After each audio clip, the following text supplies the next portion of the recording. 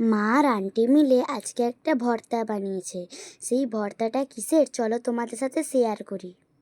এটা হলো ঝিঙে খোসার ভর্তা। প্রথমে ঝিঙের গা থেকে এরকম করে ঝিঙে খোসাগুলো ছাড়িয়ে নিতে হবে, তারপরে ধুয়ে নিতে হবে। তারপরে এর মধ্যে কয়েকটা রসুনের কোয়া আর কাঁচা লঙ্কা দিয়ে বেটে নিতে হবে। এরপর কড়াইতে তেল দিয়ে তেল গরম হলে কালো জিরা শুকনো লঙ্কা দিয়ে দিতে হবে। তারপরে কেটে রাখা পেঁয়াজ কুচিটাও দিয়ে দিতে হবে। তোমরা চাইলে পেঁয়াজ দিতে পারো, না চাইলে নাও দিতে পারো। এরপরে পেঁয়াজটা হালকা ভাজা ভাজা হয়ে এলে খোসা বাটাটা দিয়ে দিতে হবে। পরে ভালো করে নাড়াচাড়া করতে হবে।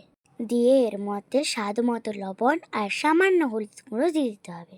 দিয়ে ততক্ষণ নাড়তে হবে যতক্ষণ না তার জলটা শুকিয়ে যাচ্ছে।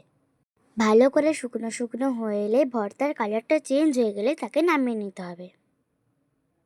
তোমরাও এটা বাড়িতে বানিয়ে দেখবে, গরম ভাতের সঙ্গে খেতে ভালো লাগে। এই ভিডিওটা যদি তোমাদের ভালো লেগে থাকে তাহলে লাইক, কমেন্ট আর সাবস্ক্রাইব করতে ভুলবে না।